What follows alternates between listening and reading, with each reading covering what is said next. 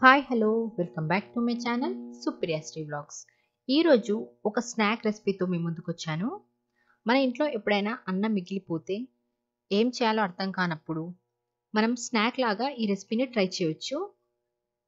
చూడడానికి చాలా కలర్ఫుల్గా ఉంటుంది, అలాగే చాలా టేస్టీగా ఉంటుంది. ఈవినింగ్ టైం స్నాక్ లాగా కానీ పిల్లలు స్కూల్ నుంచి వచ్చే వరకు మనం చేసి పెడితే కలర్ఫుల్గా ఉంటుంది కాబట్టి చాలా ఇష్టంగా తింటారు.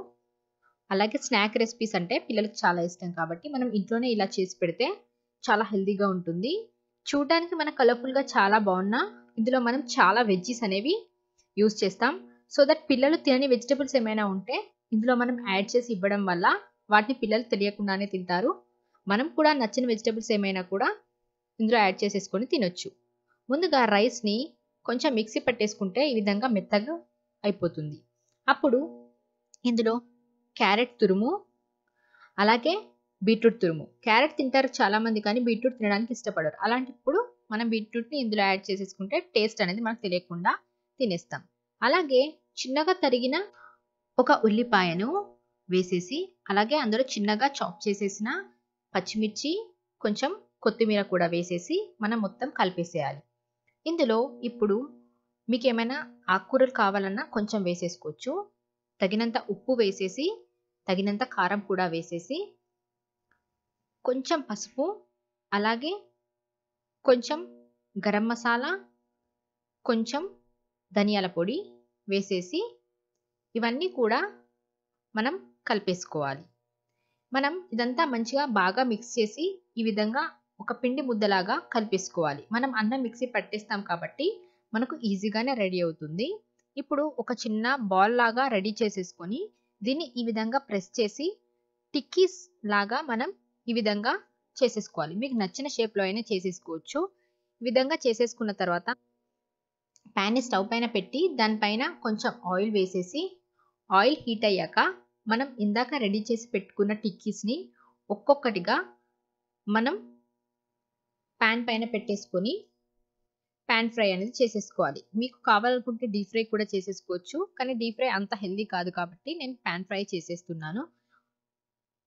ఎయిర్ ఫ్రైయర్ ఉంటే మనం వీటిని ఎయిర్ ఫ్రై కూడా చేసేసుకోవచ్చు. ఈ విధంగా అన్ని టిక్కీస్ని ఒక 8 మినిట్స్ దాకా మనం మీడియం ఫ్లేమ్లో ఉంచేస్తే అవి ఒకవైపు కాలుతాయి. నెక్స్ట్ మనం మరొక వైపు తిప్పి మనం టిక్కీస్ అన్నీ మంచిగా ఫ్రై అయ్యే వరకు ఫ్రై చేసేసుకొని మనం ప్లేట్లో సర్వ్ చేసేసుకుంటే ఎంతో టేస్టీ టిక్కీస్ రెడీ.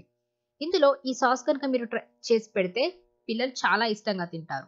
సాస్ కోసం ముందుగా ఒక 10 నుంచి 12 కాజులని, అలాగే ఒక 4 నుంచి 5 ఎండుమిర్చిని వేడి నీటిలో నానబెట్టి, ఒక చిన్న బీట్రూట్ ముక్క, అలాగే కొంచెం సొరకాయ, ఈ రెండింటిని చిన్న చిన్న ముక్కలుగా చేసేసి ఆవిరికి ఉడికించాలి. వాటర్లో ఉడికిస్తే పోషకాలు అన్నీ వెళ్ళిపోతాయి కాబట్టి నేను స్టీమ్ చేసేస్తున్నాను. ఈ విధంగా మనం ఈ ముక్కలు అనేవి మెత్తబడే వరకు స్టీమ్ చేసేసి చూడండి. ఇప్పుడు ఈ విధంగా మనకు వెజిటబుల్స్ అన్ని స్టీమ్ అయ్యాక మిక్సీ జార్లో ఒక హాఫ్ కప్ పెరుగు, 3 నుంచి 4 వెల్లుల్లి, ఇందాక మనం స్టీమ్ చేసి పెట్టేసుకున్న బీట్రూట్ సొరకాయ ముక్కలు, అలాగే 4 నుంచి 5 ఎండుమిర్చి,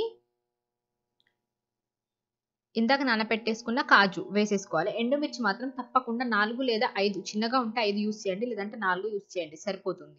నెక్స్ట్ అందులో తగినంత ఒక హాఫ్ స్పూన్ ఉప్పు వేసేసి ఒక హాఫ్ స్పూన్ తేనె వేసేసుకోవచ్చు. తేనె లేదంటే షుగర్ అయినా హాఫ్ స్పూన్ వేసేయండి. తర్వాత బ్లెండ్ చేస్తే మనకు చాలా క్రీమీగా ఉండే ఈ సాస్ అనేది రెడీ అవుతుంది. మనం దీన్ని ఇంట్లో పిజ్జా కానీ, శాండ్విచ్ కానీ, బర్గర్స్ కానీ చేసుకున్నప్పుడు మనం అందులో కూడా యూస్ చేస్తే చాలా అంటే చాలా టేస్టీగా ఉంటుంది. లేదంటే మనం చికెన్ రోల్, ఎగ్ రోల్ కానీ, వెజ్ రోల్ కానీ చేసుకున్నప్పుడు కూడా ఈ సాస్ని ట్రై చేస్తే చాలా అంటే చాలా టేస్టీగా ఉంటుంది. ఈ సాస్లో మీకు సొరకాయ, బీట్రూట్ ప్లేస్లో బాయిల్డ్ క్యాలీఫ్లవర్ యూస్ చేయొచ్చు, లేదంటే పన్నీర్. ఈ రెండింటిలో ఏది యూస్ చేసి చేసినా కూడా సాస్ అనేది సేమ్ టేస్ట్ ఉంటుంది. చాలా క్రీమీగా చాలా బాగుంటుంది.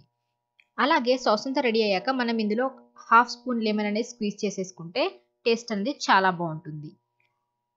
అంతేనండి, క్రీమీ సాస్ అనేది రెడీ అవుతుంది. మనం అన్ని రోల్స్ గానీ, శాండ్‌విచ్, బర్గర్‌లోకి మనం దీన్ని సర్వ్ చేసేసుకోవచ్చు. వీడియో గనుక మీకు నచ్చితే లైక్ చేయండి, షేర్ చేయండి. అలాగే మన ఛానెల్‌ని సబ్స్క్రైబ్ చేసేసుకోండి. Thanks for watching.